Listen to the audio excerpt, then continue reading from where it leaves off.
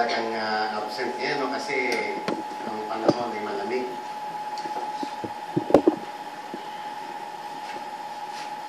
Noong nakaraan po, atin pong pinag-aralan ng John chapter 3. At ngayon po ay nasa John chapter 2 po tayo.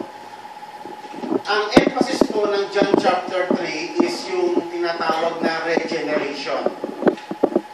Ibig sabihin po ng regeneration, tayo po ay ipapanganak sa ikalawang pagkakataon.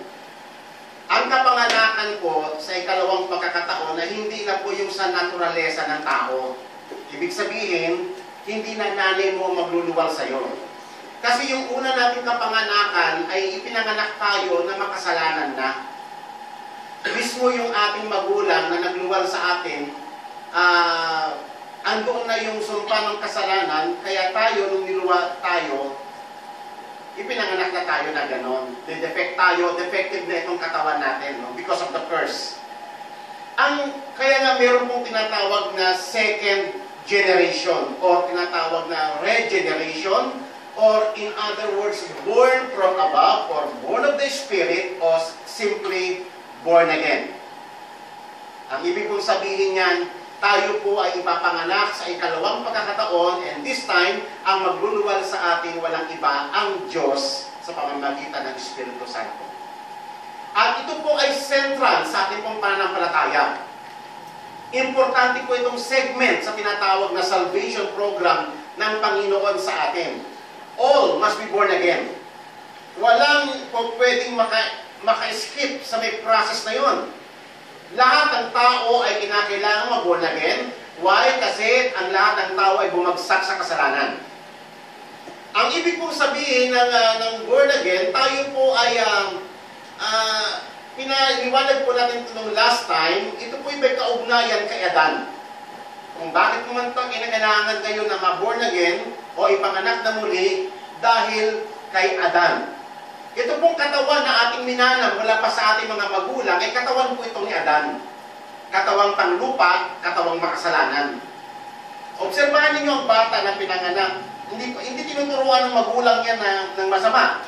And yet, kitang-kita mo sa kanyang kasalanan, nagmamanifest. Ang bata ay napaka-self-centered. Ang bata ay, makikita mo sa kanya yung gusto niya ang mundo niya umiikot lang sa kanyang sarili. Naka-centered. So ngayon, yun po yung ating problema. Nung tayo po'y nagkasala, instead na God-centered tayo, instead na nakatingin tayo sa Diyos, na siyang source of life, yung source ng ating well-being, natuon yung ating attention sa ating sarili. So yun po yung effect ng temptation ni Satan. Na pag kumain ka ng bungang yan, you will become like God. So yung effect ngayon, ng magpahaga ngayon, yan yung source of our sufferings. Yung ating pagiging self-centered. Kaya nga tayo, in the regeneration, sa bagong kaayusan sa kaharian ng Panginoon, tinuturuan tayo ng Panginoon na muli na natin isesentro ang ating buhay sa Panginoon para gumaling ang ating mga kaguluhan sa buhay. Hanggat tayo ay nagpapatuloy sa pagiging self-centered natin, self-seeking, yung selfishness natin, hindi matatapos yung agony ng ating buhay. At tandaan po natin yan. Okay? Kaya itinutuon muli ng Panginoon yung ating paningin doon po sa Panginoong Hesus. Naalala niyo po yung kwento ni Jesus Christ sa John chapter 3, sa part ng regeneration, ikinot niya yung kwento nila Moses doon sa Exodus, na kung saan ang mga Israelita ay natuglaw ng ahas dahil sila ay nagrebelde sa Panginoon. At their desperate condition, sila ay nagmakaawa kay Moses at humingi ng tulong at sila ay nangako mag-isisi na at manunumbalik sa Panginoon. So, ang sabi ng Panginoon, magpagawa ka, Moses, ng ahas na made of bronze upang lahat ng titingin doon ay gagaling. So, yung snake na yun, o yung serpent, bronze serpent, ay nire-represent po si Jesus Christ na siyang nag-alis ng ating mga kasalanan. Kinuha niya sa kanyang katawan ang lahat ng ating mga kasalanan. He bore in himself yung lahat ng ating mga kasalanan. Kaya nga siya nirepresent ng bronze serpent. na ang lahat ng titingin sa Kanya, gagaling. Tayo mga kapatid, matindi ang ating kasalanan. Matindi ang ating problema. Ang ugat ng lahat ng kaguluhan at kamatayan ng tao ay dahil sa kanyang pagtingin niya sa kanyang sarili. And this time, titigil ka sa iyong Panginoon. Titignan mo sa paano ka mabubuhay, ang iyong pamilya, ang iyong inaharap, ang iyong satisfaction, ang iyong joy, ang iyong future, titignan mo sa Kanya. Muli ang tao kinakailangang tumingin sa kanyang Panginoon para siya ay gumaling. Pag hindi niya ginawa yon, pagpatuloy siyang tumitingin sa kanyang sarili, didiskarte siya sa kanyang sarili, paniniwalaan niya ang kanyang mga sarili, patuloy siyang mamamatay. Yung kamandag ng kasalanan ay patuloy na mananalaytay sa kanyang katawan. Amen po ba? Amen. Okay. So, kaya kinakailangan po natin ng regeneration. Hindi natin kayang baguhin natin sarili. Ang regeneration ay programa ng Panginoon. Kung papaano nung ipinanganak ka, wala kang contribution. You are very weak. We are very weak nung ipinanganak tayo. Wala ka na i-contribute, hindi ka namili kung sino magulang papanganak, kung sino mga magiging magulang mo, kung ano magiging language mo, kung saan ba sa kapapanganak, hindi ka namili nun, ganoon din sa regeneration. Lahat iyon ay doing ng Panginoon. Amen? At ang focus po, ang pinaka-tema ng regeneration ay yung restoration of the old world of Adam. Kasi si Adam, pinapasok niya yung kasalanan. Yung unang mundo na pinagkatiwala ni God sa kanya, naruin yun. Diba? Nalala niyo ng creation, chapter 1 ng Genesis, it was good, it was good, it was good. Lahat ng creation ni God, from day 1 to day 6, it was good. Pero nung pumasok yung kasalanan, lahat na-distort, destroy, ruin. Kaya nga ang buhay natin ganyan ngayon. Kaya nga may mga kalamidad tayo. Pati mga hayop, kalaban natin. Takot tayo sa mga hayop. Pero nung unang panahon, hindi ganyan. Ang hayop ay nasa subjection ng tao. Ang tao, ang ruler of the whole universe. Ngayon, hindi na siya ganyan ngayon. Bumagsak siya. Yung kanyang authority na binigay ni God, ibinigay niya kay Satan. Kaya si Satan na-magnify yung kanyang kapangyarihan sa mundong ito. Kaya ganyan ang ating lipunan ngayon. Si Satan na nag-rule.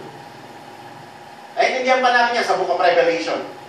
So ngayon, ang John chapter 3 was dedicated sa tinatawag na personal regeneration. Bakit po personal? Kasi tayo yun eh. Kinakailangan tayo mag-born again. But the program of God is not only a personal thing. Ang program ng Panginoon na regeneration or recreation involves all things. Naalala nyo, the same author, yung sumulat ng Book of John, siya rin yung sumulat ng Revelation. At the last chapter ng Revelation, ito po yung remarks doon ng Panginoon. Behold, I have made all things new. Si John ay pinagsulat ng Panginoon ng mga aklat. Marami siyang sinulat. John, 1st, 2nd, 3rd John, and the Book of Revelation. Lahat ng mga aklat ni John ay nakadedicate sa tinatawag na new creation.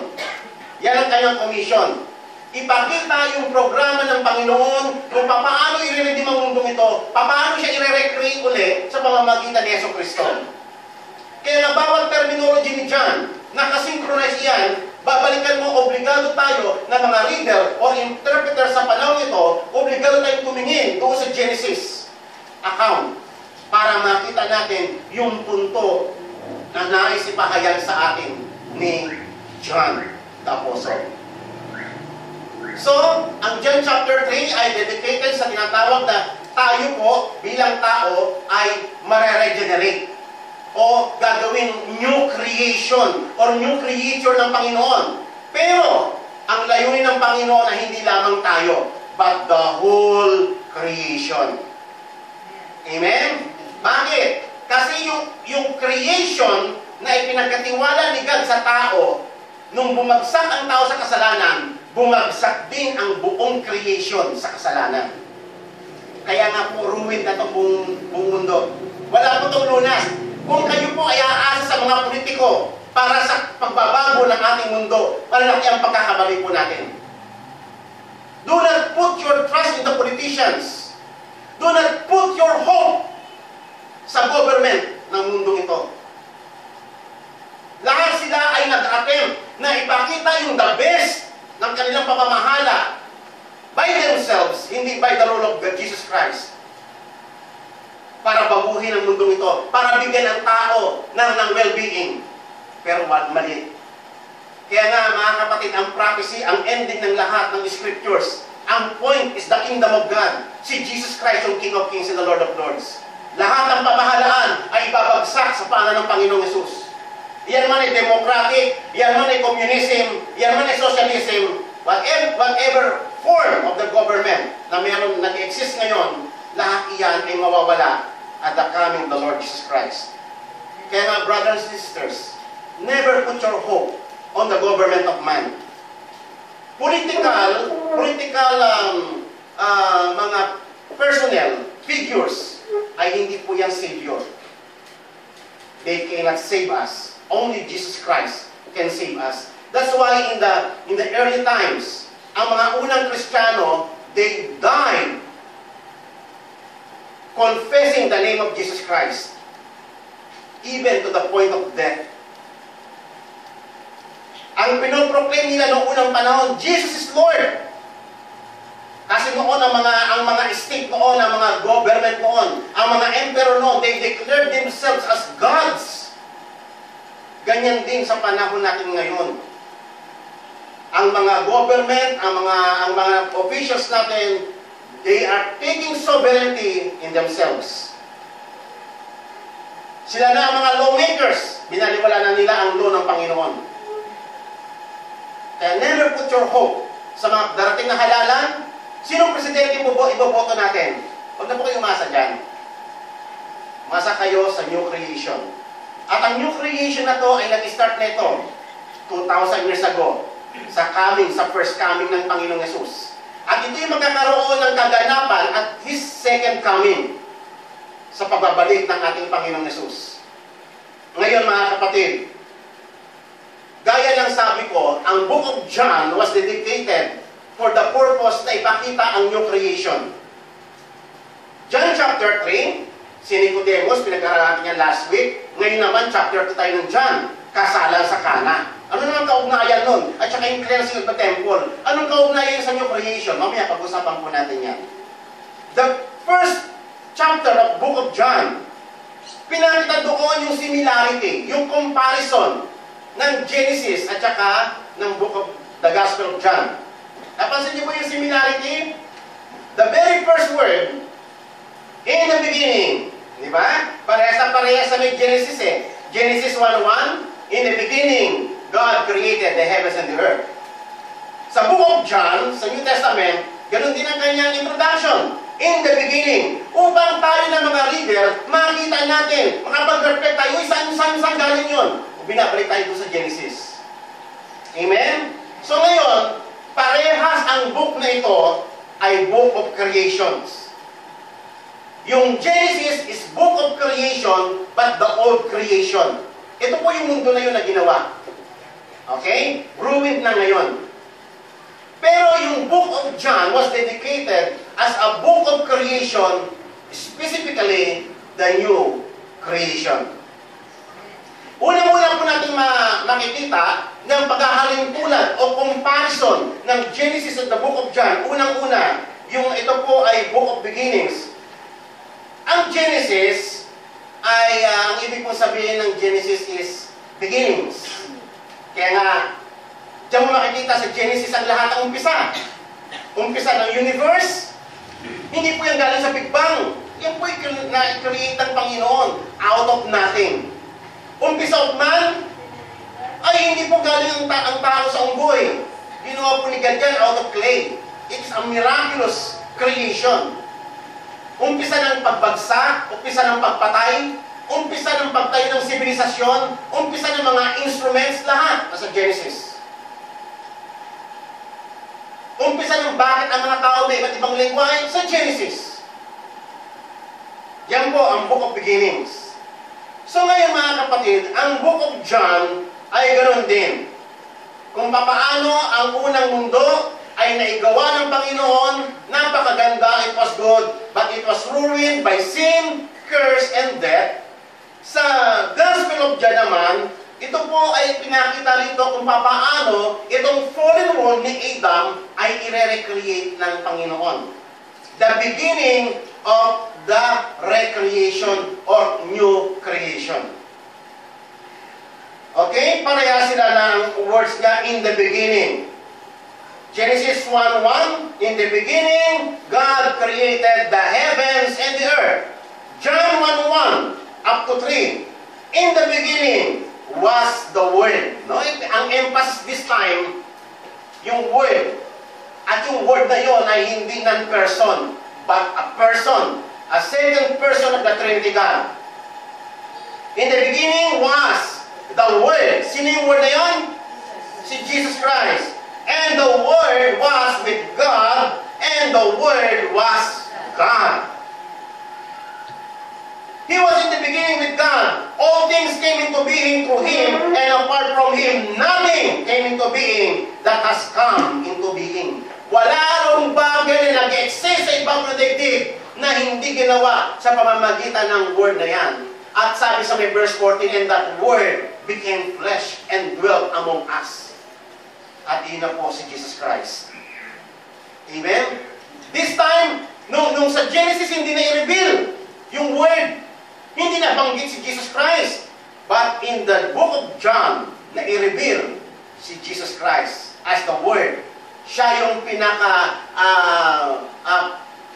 pinaka-source kung saan nailikha ang lahat ng bagay sa ibabaw ng daigdig. Ngayon mga kapatid, ito pong pangalawang ma-observe po natin sa dalawang aklat na ito ng Genesis at book of the Gospel of John ay yung kwento ng dalawang Adan. Sa Genesis, of course, alam natin yung unang Adan, the earthly one.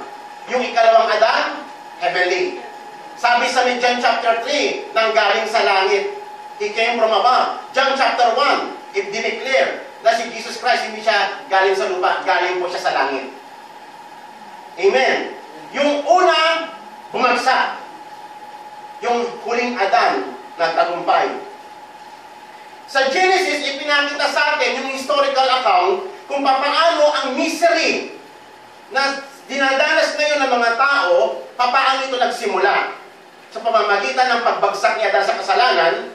Pero ang Book of John ay pinapakita yung pag-asa. Kung paano yung pagbagsak ng tao sa pamamagitan ni Adan, ng unang Adan, at sa pamamagitan naman ng huling Adan, si Jesus Christ, ay ire-rescue yung tao sa kanyang misery, sa kanyang kasalanan. Amen? Parehas ang Genesis and Book of John, in a sense na nandoon ang Holy Spirit.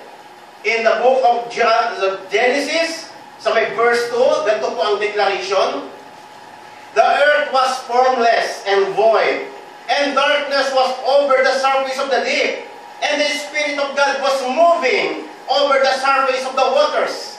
So nakita po natin yung third person of the Trinity God, yung Holy Spirit active during the creation.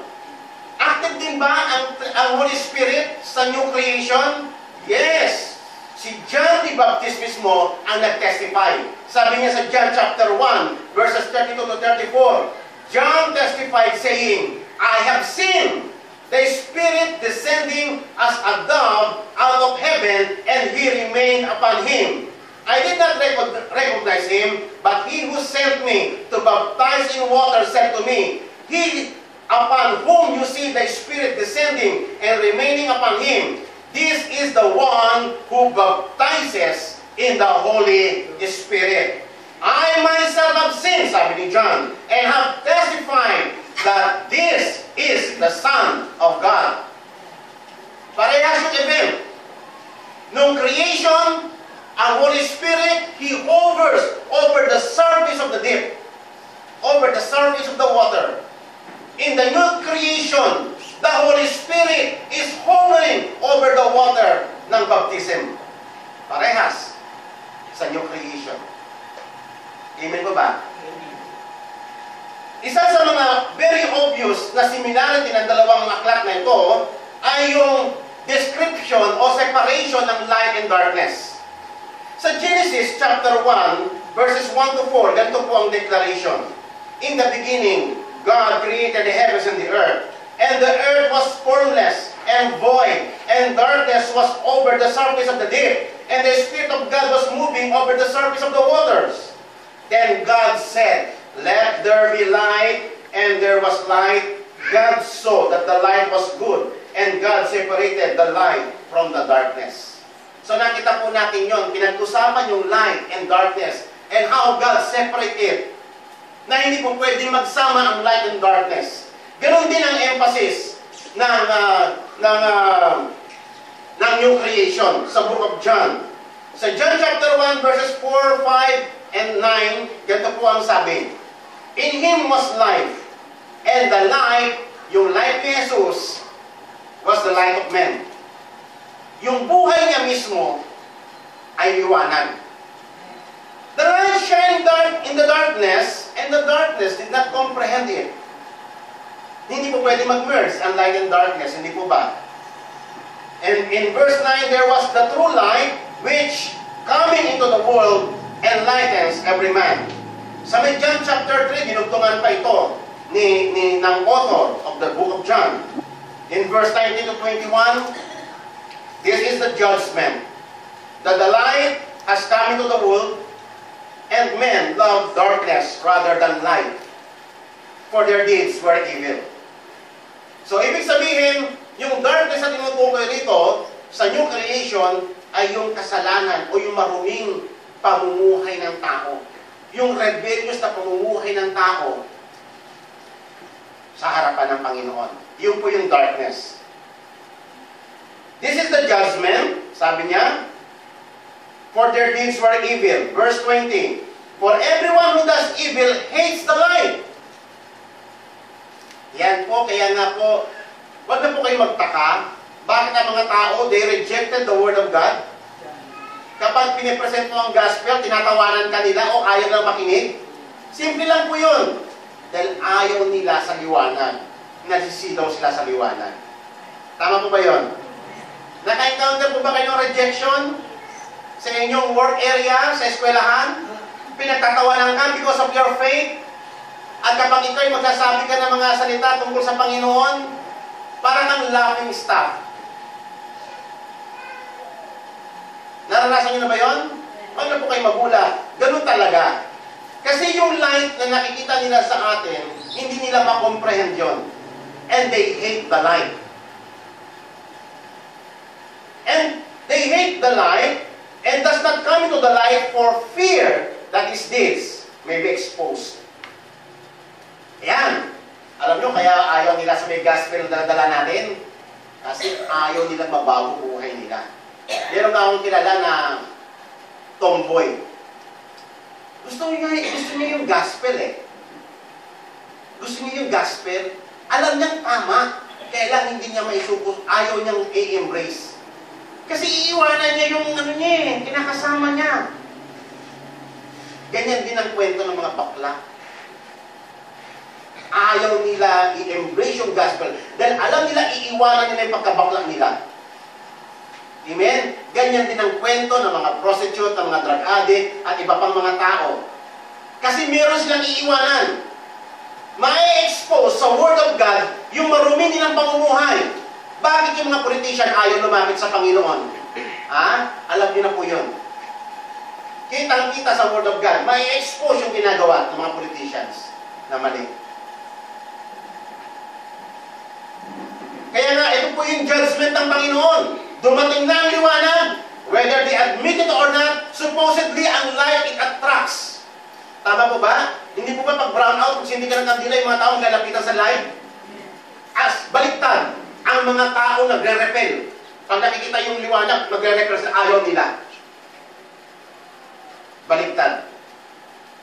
Why? Because their deeds were evil. They don't want, they fear that their deeds may be exposed. But we who practices the truth comes into the light. Kaya nga tayo lumapit tayo eh. Sa atin hindi na nakakaya na aminin mo na nagkasala ka. Kasi yun naman talaga ang ating beginning kay God.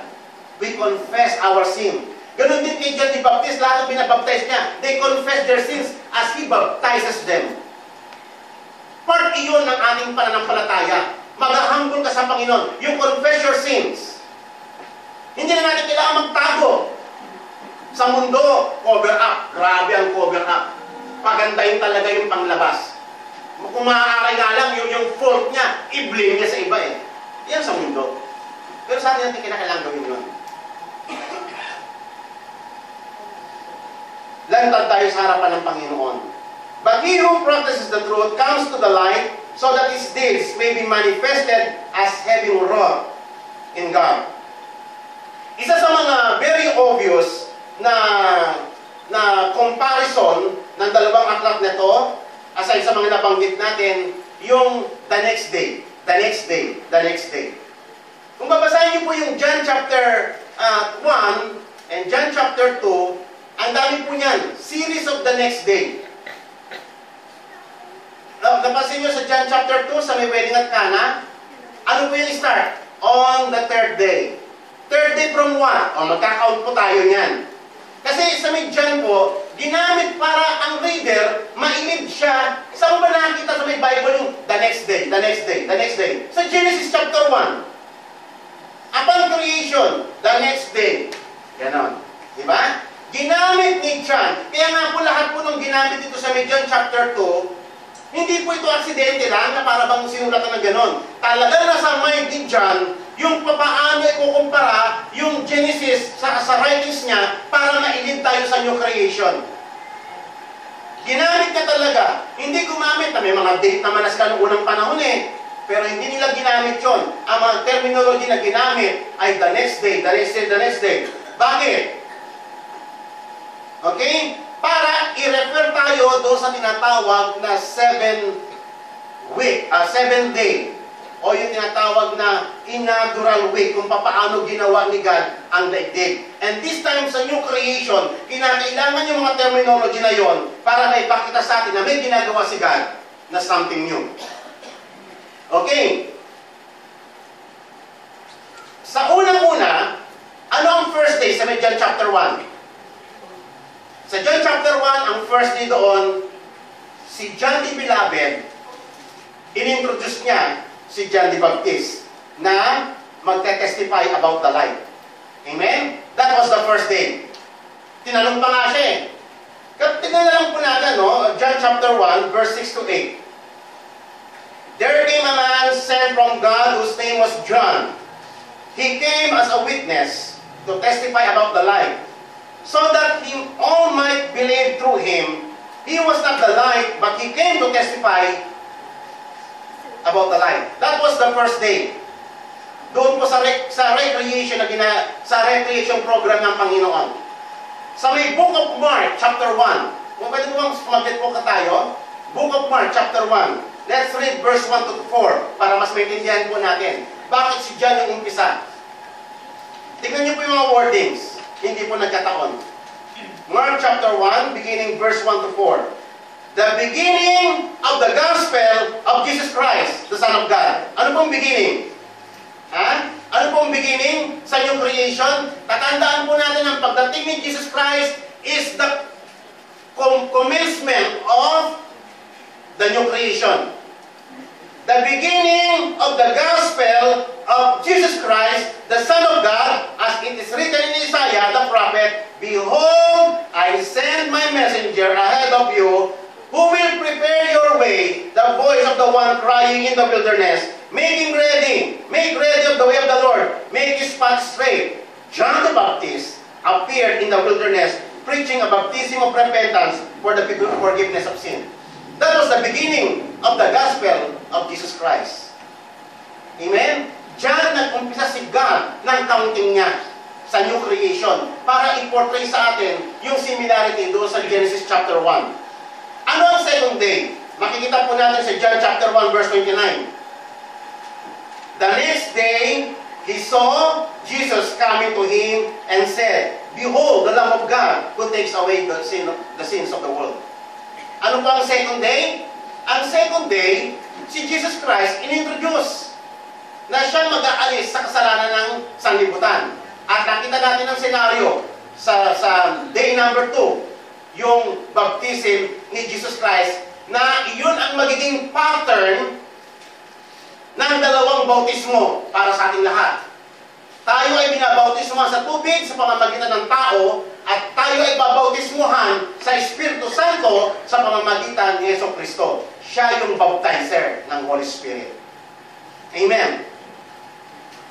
Sa ikatlong araw, makita natin in verse 35 to 37, day 3, nagtawag na si God ng kanyang mga disciples. The new humanity. Natandaan po natin, the calling of the disciples is the calling of the new humanity. Kung paano ang old creation ay mayroong mga bagong tao. Si Adan, sa new creation, ganun din.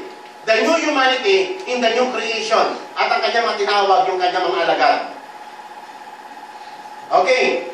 Sabi po rito sa verse 35, again, the next day, John was standing with his two disciples, and he looked at Jesus as he walked and said, behold the Lamb of God. The two disciples heard him speak, and they followed Jesus.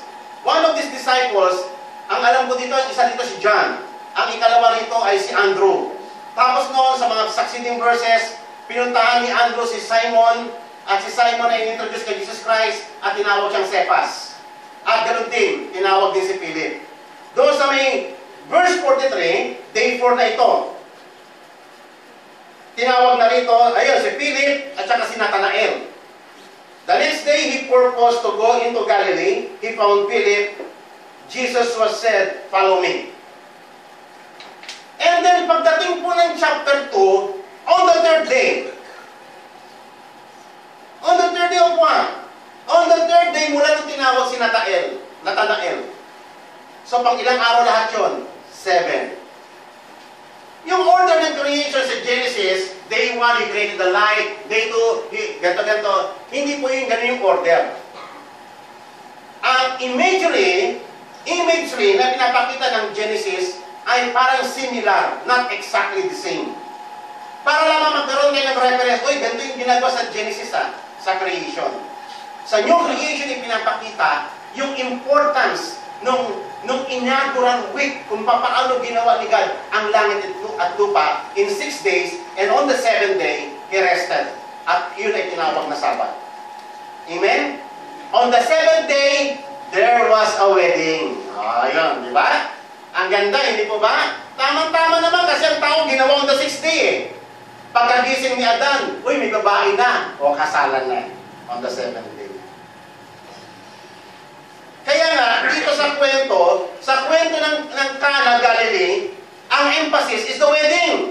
Para ipakita sa atin yung unang marriage sa Genesis bumagsak.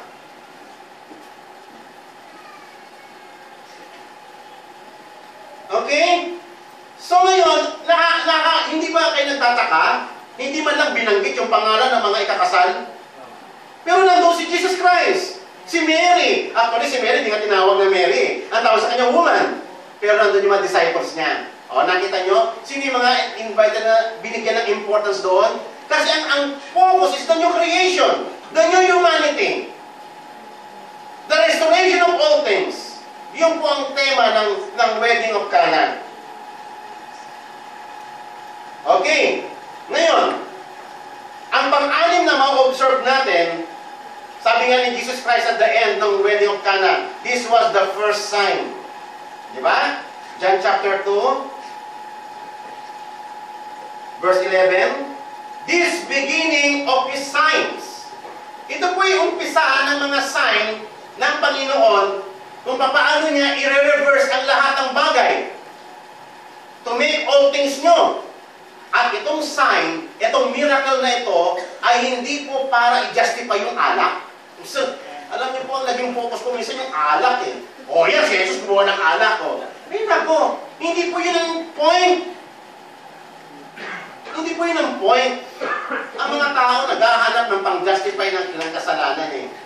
Ang point dito, ang pinag-uusapan mo is the new creation. So tayo po'y mag-stick doon sa imagery na nais ng Panginoon sa atin. Mag-focus po tayo sa tema ng new creation.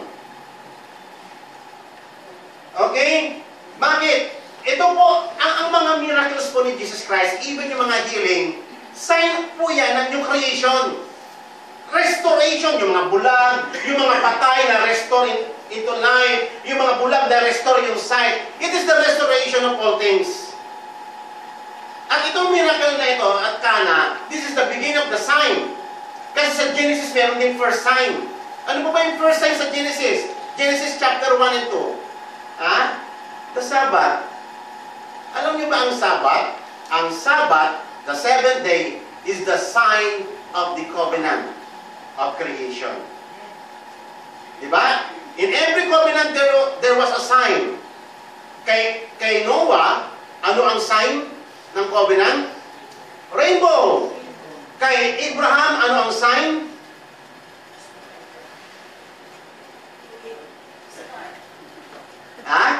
Circumcision. Sign ng covenant. Diba? Kay Moses, ano ang sign? Yung blood.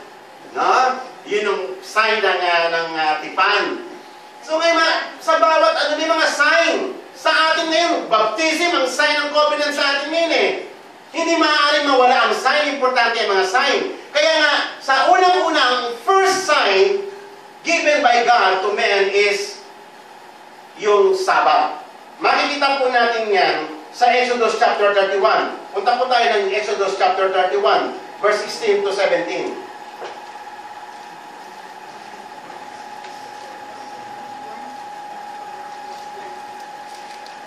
Yan po ang sabi.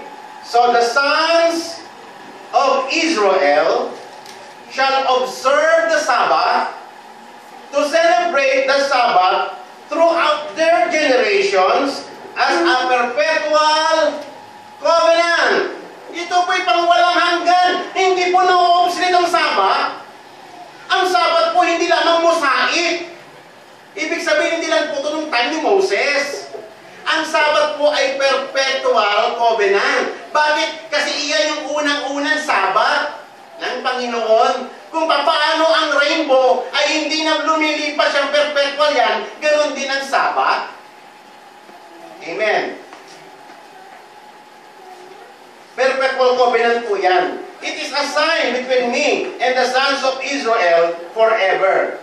For in 6 days, the Lord made the heaven and the earth, but on the seventh day, He ceased from labor and was refreshed.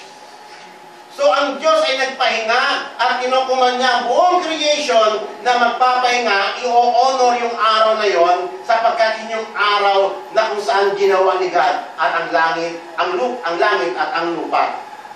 Okay, so yan po yung institution ng first sign of the covenant of God. Sabbath. Okay? So ngayon mga kapatid, ganoon din po ito pong para mailid tayo sa new creation, sa wedding of Cana, yung ginawang miracle, yung wine, yung water turned into wine was the first sign. The beginning of the signs. So marami pang signs na gagawin ng Panginoon. So ngayon, pag-usapan naman po natin ang wedding. Isa sa mga observable na comparison ng dalawang aklat na to ay ang wedding. Parehas na mayroong wedding sa aklat ng Genesis at saka sa Gospel of John. Okay, so nakita po natin yung wedding, obviously, sa Genesis chapter 2. So mayroon pong kasalan on the seventh day. Sa may first Sabbath, nagkaroon ng kasalan. Okay? Kaya nga po mga kapatid, ang kasalan, very important yan kay God. Kasi it symbolizes the relationship of God and to His people. Amen po ba? Ang wedding, wag po nyo ipoporbid ang wedding. Isa sa mga heresy during the first century church ay yung pinagbabawal ng ilang mga preacher, yung kasalan. Ang kasalan is very important sa culture ng Israel, magpahanggang sa atin. Kasi iyan po ay nagsasalarawan ng relasyon ng Diyos at saka sa atin. Amen? Alam niyo ba sa ibayang Israel, ang kasalan ay inaabot ng 7 days. 7 days po yung festival nila. Araw-araw may bisita. Sa kanila, importante yung alak sa may kasalan. Hindi po yung alcoholic na alak, yung mga wine. Alam niyo naman po ang wine. Nakakalasin din yan, pero matagal-tagal. Makakapal na yung dila mong ganun. Matagal ka malasin dyan. Mabubusog ka na, matagal ka pang malasin. Hindi katulad ng mga talagang mga alcoholic beverages, talagang isang tali, ramdam mo na yung kabandag eh. Diba? So, doon sa may kasalan, importante po yon. On the 7th day ng kasalan, doon pa lamang i-lift up yung veil, i-unveil yung bride on the 7th day. Sa kasalan sa Jewish culture, binibigyan nila ng priority ang kasalan kaysa sa patay. Kunyari, nagkasabay ng procession ang kasalan at patay. Yung patay, may patay, hihinto yun to give way doon sa may procession ng wedding. Tapos, yung ilan pa doon sa nasa procession ng death, sasabay pa sila, maglalakad pa sila ng ilang mga just to para lang bigyan ng emphasis yung kasalan. Kasi mahalaga yun sa kanila. Sa atin sa panahon ngayon, hindi na ganun yung kultura natin. Pero sa Jewish, na-preserve nila yung culture na yun. Kasi, giving more emphasis doon po sa relationship ng Diyos at saka sa atin. Okay? So, dito po sa may kasalan, sa may Kana, hindi binanggit yung pangalan ng mag-asawa, ng couple. Supposedly, di ba, pag may kasalan, the most important person ay yung ikakasal. Pero dito hindi binanggit yung pangalan ng ikakasal eh. Pero nandoon si Jesus Christ, the first Adam. Okay? At ang tawag kay Mary, bakit kaya tinawag si Mary doon? Bakit hindi siya minention ng Mary doon? Ang tawag sa kanya, woman, or mother of Jesus. Bakit? Bakit kaya? Kasi, alam natin hindi mag-asawa yun, magnana yun eh. Pero for the sake of symbolism, hindi eksakto mga figura, for the sake of symbolism, para ma-portray tayo, mailid tayo doon sa may prophecy, si Jesus Christ, alam natin, siya yung last Adam. Si Mary, nung tinatawag ni Jesus Christ si Mary na woman, hindi niya po nilalapastangan si Mary doon. Nanay niyo yun eh. Amen? Kaya nga po kasi meron pong iba nag-interpret na nilalapastangan doon ni Jesus, si Mary, yung tinatawag niyang woman. Ganun ba yun? Hindi po. Si Jesus Christ, siya nga yung, na-obey niya nga yung commandment eh, perfectly. Honor thy mother and thy father, talagang perfectly na-honor niya si Mary. Hindi niya nilalapastangan si Mary dito nung tinawag niyang woman. Bakit niya nga ron tinawag na woman? Para ilid tayo yung fulfillment ng prophecy sa Genesis, yung the fall of the first woman. Dito si Mary, lumalabas siya na the latter woman. Okay? The latter woman. To represent yung redemption ng seed ng woman. Nag-give in kasi yung babae sa kasalanan. And this time, yung seed na yon, yung seed ng woman, tatapakan niya yung ulo ng seed ng serpent. Si Satan yon. Okay? May prophecy ka sa Genesis eh. At pinapakita natin, inililid lang tayo dyan kung paano pinupulpil yung prophecy. Kaya nga ang tawag kay Jesus, kay Mary, is woman. Nakakaintindihan po ba tayo doon? Kaya nga yung mga matay na si Jesus Christ sa may cross, ang tawag niya, woman! Behold your son, son, behold your woman. Your mother. Diba? Kasi si Eve is the mother of all living. Pero hindi ko pa sinasabi na si Mary is the mother of God. Iba pang kwento yun, yung po'y balato.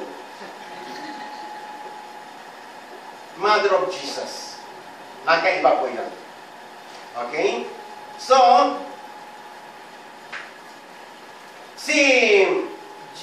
tingnan po natin sa Genesis chapter 3. Genesis chapter 3, verses 13, 15, and 16.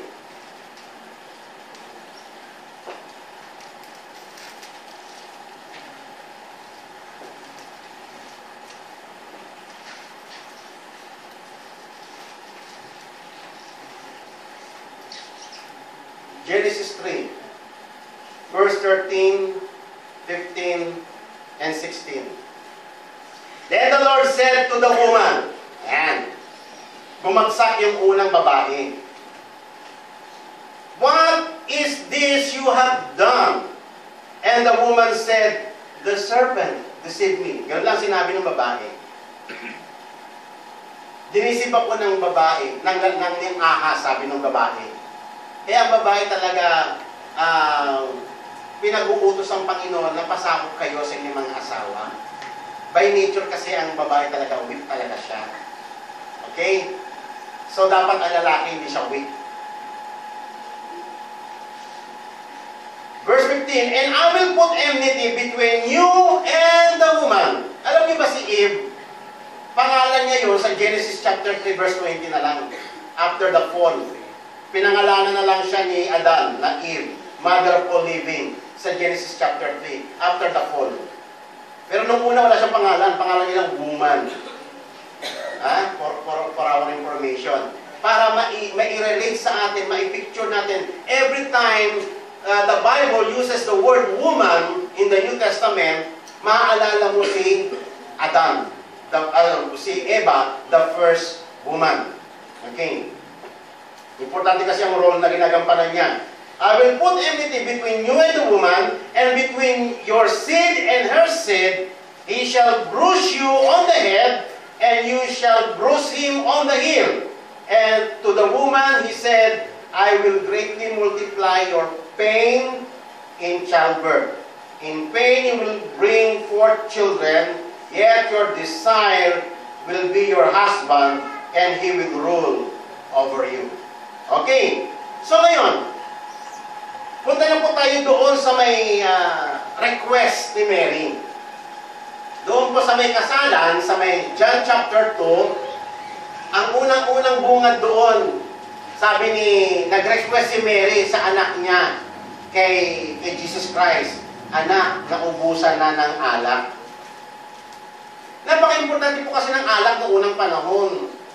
Magpahanggang ngayon naman, di po ba, ang alak, sabi nga po sa may Bible, sa Psalms 104 verse 15, ang alak daw ay nakapagbibigay ng kagalakan sa tao. Sa Judges chapter 9 verse 13, ang wine, it brings cheer both to God and man. Actually, hindi masarap, hindi naman masama, totally ang alak eh. Ang masama sa alak, yung abuse. Yung abuse. Dito sa atin, ang inuman dito, tunggaan eh.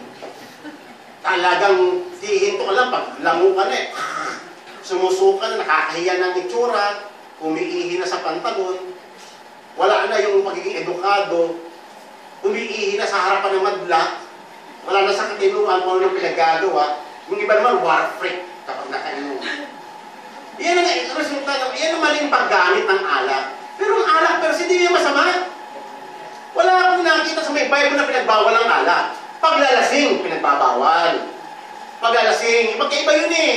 At saka yung talagang addicted sa wine, na meron nga akong na sa Bliss, nakita kong kwento dyan eh. Totoo, true account ito, na yung tatay, kumita ng pera, bumili siya ng chicken, tuwang-tuwa yung anak. So, nagluluto yung tatay ko ng chicken. Talaga naman, ang sarap.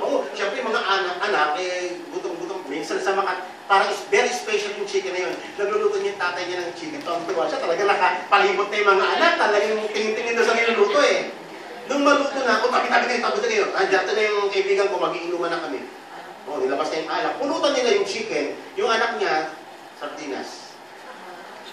Totoo po nga account yan. Nakita po natin kung gaano ang tao bumagsak sa kasalanan.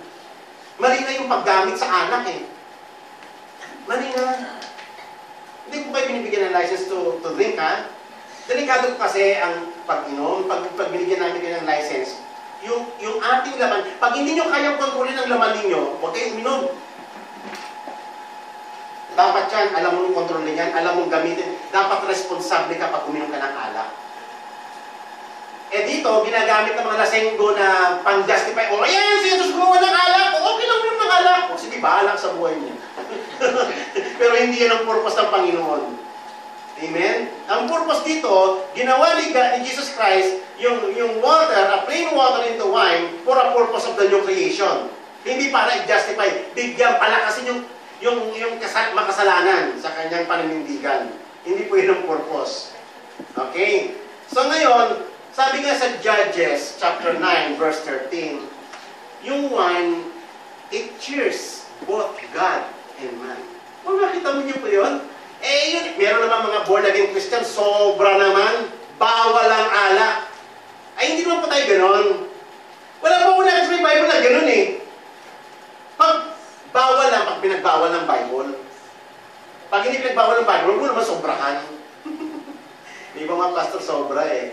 Bawal daw lahat eh, kaya parang alak, tabu. Hindi. Pag may mga occasion, okay lang naman yan. Okay lang na magano kayo, bigay ng red wine, bigay ng ano. Huwag lang po sobrahan. Diba? Sa Middle East, kailangan po nila yan eh. Talaga, meron pong talagang wine. Sabi nila, parang soft drinks nila yon. Yung part talaga ng kanilang servings yun. Ang problema po sa atin, yung fallen state natin, yung fallen nature natin, nagkikrave. Pag nakainom ng isang, ng isang shot, parang imbudo. More. Ay, pag ganyan po naramdaman nyo, huwag ka na uminom. Delikado ka. Oh, patayin mo yung pita ng laban na yun. Okay? Alam ko po yan. Naranasan ko rin po yan. So ngayon mga kapatid, nag-request si Mary ng anak na ubusan na ng alak. Bakit? 7 days yung ang wedding. Naubusan ng alak. Malaki pong kahihiyan yun. Kumbaga para bang very poor ang isang family na hindi niya kaya mag-provide ng wine during the celebration. Kahihiyan yun. Kaya si Mary, mapapansin mo parang kamag-anak siya doon eh. Anong ginagawa niya doon sa may kasalan? Bakit siya nagmamando sa mga servants? Kamag-anak niya yun. Hindi po ba? So, at saka nandoon siya eh. So, malamang yun na kamag-anak niya yung ikinasal. At sabi niya doon kay Jesus, anak, naubusan na ng alak. Pero, mga kapatid alam ni Mary na yung anak niya si Jesus Christ, kinausap siya ng angel bago pa siya pinanganak. Alam niya na hindi tao yung anak niya. Alam ni Mary yun. Alam niya na Savior yun ng mundo. Pero nung event na yun, itong kasalan ng Cana, wala pang miracle na nangyayari. Wala pang sign na ginawa si Jesus Christ. Pero nag-request si Mary, anak, naubusan na. Parang ganito anak, total Diyos ka naman Parang ganyan na, no? Gawin mo naubusan ng alak. Paano bang, Hindi ba sinabi na Pero, mapapansin mo ang sagot ni Jesus Christ. Ang sagot niya ganito, woman, what does that have to do with us? My hour has not yet come. Kung kunyari si Jesus Christ, man pleaser. Please niya dahil nanay ko yan kailangan lahat ng request niya bigay ko. Gaya ng mga doktrina ng mga Roman Catholic. Nanay yan, hindi niya papahiya yung anak niya. Yung petition ng nanay sa anak, hindi niya papahiya kasi nanay yan Siya yung nagpasuso sa kanya Mali po yun. Dito nga po hindi ni-recognize ni Jesus Christ. Amen? Yung earthly petition ng kanyang nanay. Bakit? Hindi dahil sa nilalapastangan niya si Mary. Kung hindi, kasi ang bawat miracle na gagawin ng Panginoong Jesus is in perfect coordination with God. Sa timing ng Diyos, hindi sa timing ng tao. Gagawin niya ang miracle, hindi para pakita, parang show. The show must go on. Hindi po ganun. Hindi po ganun pakita ang ni Jesus Christ. Gagawin niya yon not to glorify Himself, not to glorify His mother, but to glorify God. Amen? Kaya nga sabi niya, my time is not here, has not yet come. Pero nung dumating naman nung time, ginawa naman ni Jesus Christ, hindi po ba? Pero kayo nung time ninyon, time ni Mary, time ng dictation ni Mary, o time ng dictation ng God the Father? Oh, God the Father. Alam niyo ba mga kapatid, simple po itong kwentong ito. Ito po'y pagsasalarawan, kaya nga sabi ko po sa inyo, hindi, lahat po ng mga event dito, lahat po ng isinulat dyan, ay may relasyon dun po sa may Genesis account. Ito po ay simpleng kung papaano ang unang babae na-lead niya into rebellion yung kanyang asawang lalaki, si Adan. Ito po simple lang ito, pero ganun po, similar po yung account. Parang si Mary, hindi purposely, hindi voluntarily, pero inuutusan niya yung anak niya na gumawa ng himala. In whatever way, mag-produce ng wine. Ngayon, kung si Jesus Christ ay man-pleaser para i-please niyang mama niya, at hindi niya papakinggan yung timing ng Diyos, the same babagsak din yung last Adam. Nakuha niyo yung point? Pangungunahan niya ang Diyos. Yun ang kasalanan ni Adan. Pinangunahan niya ang Diyos. This is a simple temptation para kay Jesus Christ. Tama ba ako? Similar po yung account, pero hindi na yung pagpitas ng prutas ang tema rito. Yung paggawa. Ibig sabihin, si Jesus Christ, gagamitin niya yung kanyang authority, yung kanyang kapangyarihan, na hindi alinsunod sa pinag-uutos ng Diyos. Kung hindi, dahil to please yung kanyang nanay. Dahil, huwag balagay sa kahihiyan yung may kasalan. O, nakita nyo? Magiging sentro na naman sa tao kung paggawa niya ng miracle, hindi nakasentro sa kalooban ng Diyos. Amen?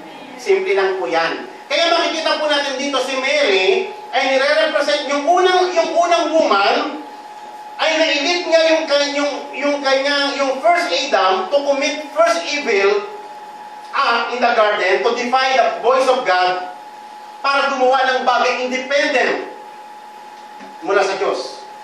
Independently. Pero itong huling woman na ito, na kinakatawan ni Mary, ay ni-reverse. Sa may kwento nito, na i-reverse yung unang symbolically na ipakita yung reversal ng failure ng unang woman. Sa papanong paraan. Tignan niyo po yung comment ni Mary. Ano sabi ni Mary doon? Do whatever He says to you. Do it. Sabi niya, inutusan niya yung mga servant. Gawin niya. Hindi niya ipinilit yung gusto niya. Amen. Hindi niya pinilit yung gusto niya. Kaya nga po mga kapatid, itong last Adam, na-accomplish niya yung glorious work niya in harmony with God's will. Yung unang woman na i-lead niya, hindi pa ka nakagawa yung unang Adan eh.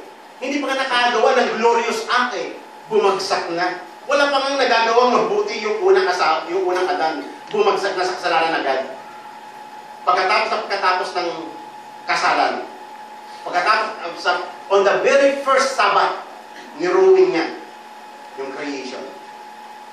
Si Jesus Christ, the last Adam, ang kasalanan ng unang Adan, he listened to the voice of the woman. The last Adam, he do not listen to the voice of the woman. He listened to the voice of God. Amen? Amen. Nakita niyo po, no? Not exactly yung mga ginamit ng Panginoon, pero the same yung concept. Amen po ba? Amen.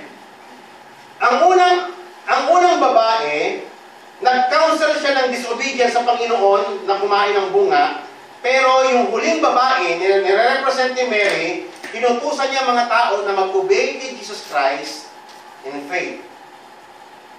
Do whatever He tells you to do.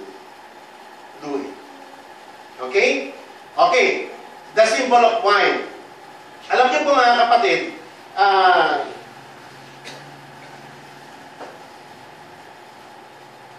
nung gagawa ng alak, ang pinagawa ng Panginoon, 6 na tapayan na ang kasya doon, parang drum yun eh, parang mini drum, na ang kasya doon ay 20 to 30 gallons, yung isang container, isang tapayan.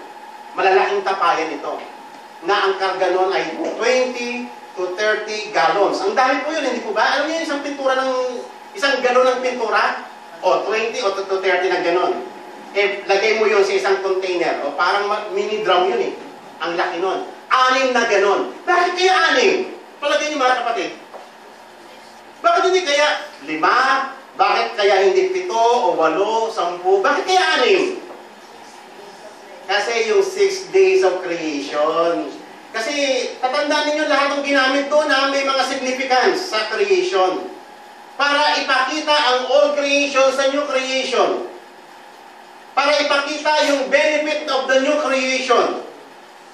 Yung anim na tapayan na ginawa from ordinary water into wine, at magandang klaseng wine,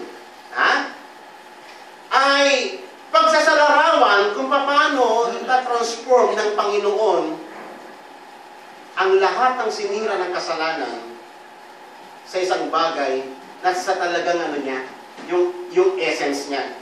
Kasi, what is a wedding without wine? Di ba, nakakaya yun, ang mga bisita, magkikwento-kwentuhan, walang pambira naman na. Ano ba naman to? Hindi man evil yung may kasalanan gano'n. Pero nakita natin ang Panginoon, ginamit niya yung occasion. Ang dami nun, 6 na tapayan. 6 na tapayan yun, nakailang araw na siguro marahil nakalipas ang kasalan. Gumawa ng wine at mas maganda pa. Ang sistema pa noong unang panahon ganito. Sa kasalan, unang isi-serve yung magagandang wine. Siyempre, unang tikim ng dila mo, ang sarap. Pero kapag habang umiinom ka, pag marami na naiinom, kumakapal na yung dila mo. Kaya hindi mo na nalalasahan kung masarap pa ba o ordinary na lang iniinom mo. Makapal na yung dila pati mo kang kumakapal na rin. Tama nung alak. So ngayon, kaya siniserve na nila yung mixed wine with water. Pero yung ginawa ni Jesus, hindi mixed wine. Pure wine at ang gandang klaseng wine. Para i-portray kung ano ang new creation. So yung 6 na yun na tapayan ay nire-represent kung paano i-redeem ng Panginoon na ito ay imposible sa harapan ng tao. Hindi kaya ng tao na baguhin ang lipunang ito. Hindi kaya ng tao anumang sistema ng gobyerno. Hindi niya kaya i-reverse yung error ng mundong ito. Walang politician, walang government, walang system of government na pwedeng ma-transform pa yung kabulukan ng sistema ng mundong ito except Jesus Christ. Amen? Si Jesus Christ na makapagbabago nun. Alam niyo ba ano ba ang difference ng water into wine? How do you compare water sa wine? Ang layo, no? Ang wine, iba yun mahal yun Ang tubig, very ordinary, nasasandok mo lang yan sa may balon Walang cost yun actually.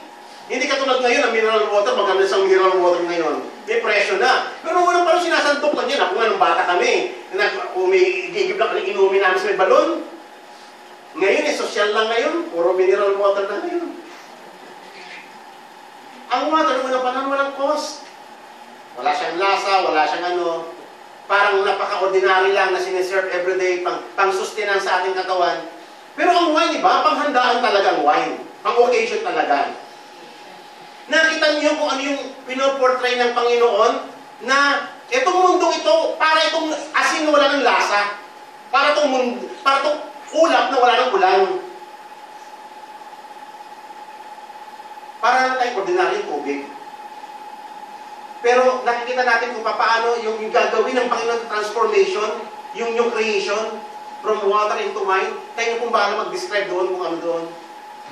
Kayo na kung bahala mag-speculate kung paano yun.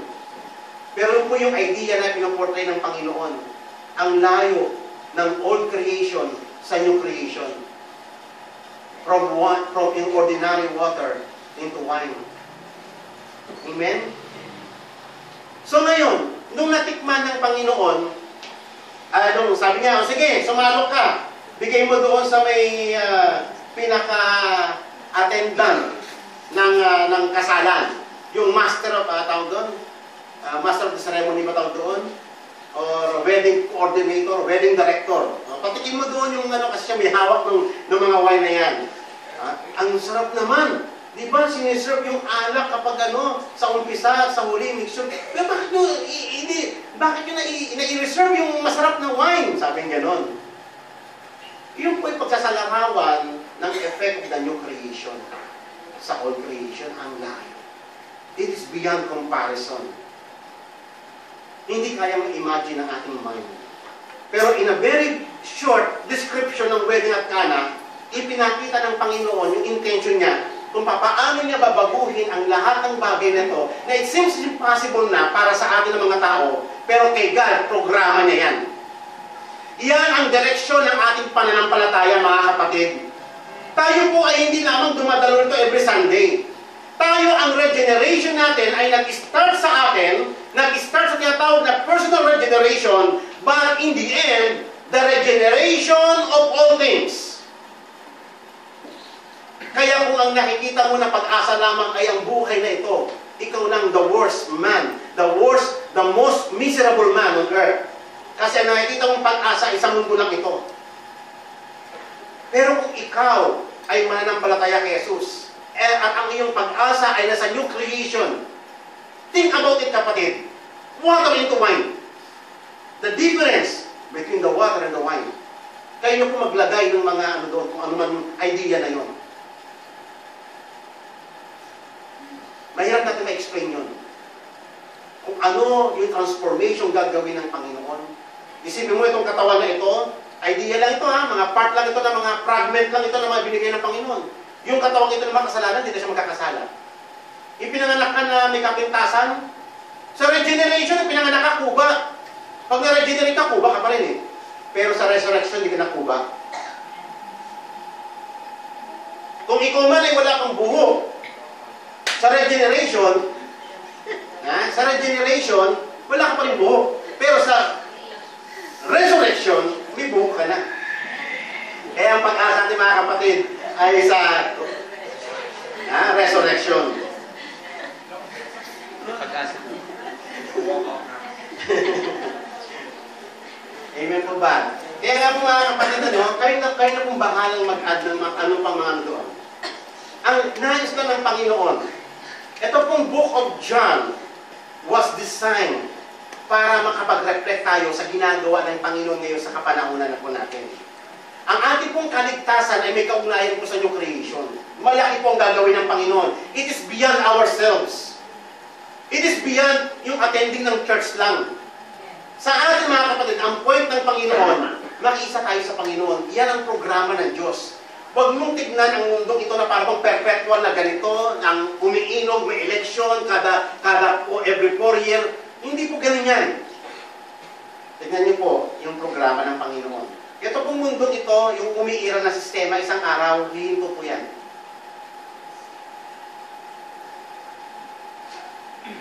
Ang tao, kaya tanggapin niya, kaya hindi ang gospel, mag-a-usher ang new creation sa pagbabalik ng Panginoon Jesus. Ang new creation ay nag-start na 2,000 years ago. At sa atin na mga tinawag ng Panginoon, nag-start na ang new creation. Na-regenerate na tayo. Kaya nga sa atin, sa pag-apply natin ang law ng Panginoon sa buhay natin, so naitutuwid ang lahat ng bagay. Yung law ng Panginoon na nagiging principle ng buhay natin, nagiging standard sa ating pamumuhay, at pati yung sa paligid natin natatransform. Kaya nga mga kapatid, that's why God has called us to be obedient to His Word and to His law. Makisa po tayo sa programa ng Panginoon ng recreation. Amen? Yung simpleng pagtapon ng mga balat sa kalsada, o yung simpleng pang-destroy ng kapaligiran, yan po ay violation sa recreation ng Panginoon. Makiisa po tayo. Huwag po tayo tumulad sa mga lawless na mga bata. Naalala ko nung ginawa itong part nito ng panahon pa ni Jojo Albano, bagong-bago yan, pinaganda yan, kasi ordinary lang yung part na yan Kakagawa, pinalagyan ng mga magagandang mga ilaw, pinapinturahan, pinag-renovate. Aba, nung walang pulis, yung mga bata, yung mga tabi-tabi, niyuyug yung ilaw, binabato yung ganyan lawlessness. Pinipintahan yung wall, pinaganda yung pinasusan yun. As simple as that, para magkaroon tayo ng idea what is lawlessness. Yung pag may nabasag na bote, tatapon mo sa may kalsada, tingnan mo may makakatapak doon. Isipin mo yung mga kapatid, huwag mo tatapon yung bote doon sa may tubig, sa ilog, o sa may dagat. Pag may tumapak doon, patay. Kung anak mo makatapak doon, di hiwa ang paa niya, matataranta ka, dali mo sa ospital. Kaya nga sabi ang point ng Bible, love your neighbor as yourself. Hindi tayo makakaisa sa layunin ng Panginoon na recreation pag hindi natin in-applyan. Ibigin mo ang kapwa mo dahil ng iyong sarili. Love the Lord your God with all your heart, with all your soul, and with all your strength. Diyan mag-start ang new creation. Pero kapag puro sarili mong iniisip mo, wala mangyayari. Amen? So makisa pa tayo sa layunin na yan, sa new creation ng Panginoon. Tayo pong lahat ay tumayo. Heavenly Father, we thank you for saving us. Thank you for your program of new creation. Sabi mo sa 2 Corinthians 5:17, if anyone is in Christ, he is a new creature. All things have passed away. Behold, all things become new. At sinabi mo sa Book of Revelation chapter 22, behold, I make all things new. Lord, salamat po. At kami, tinawag po for this purpose. Lord, gamitin po kami upang may pahayag po namin ang iyong kaluwalhatian sa ibabaw ng daigdig. Use us, O Lord God, for your mighty purpose. Thank you for saving us. Thank you for making all things new according to thy purpose. In Jesus' name we pray. Amen.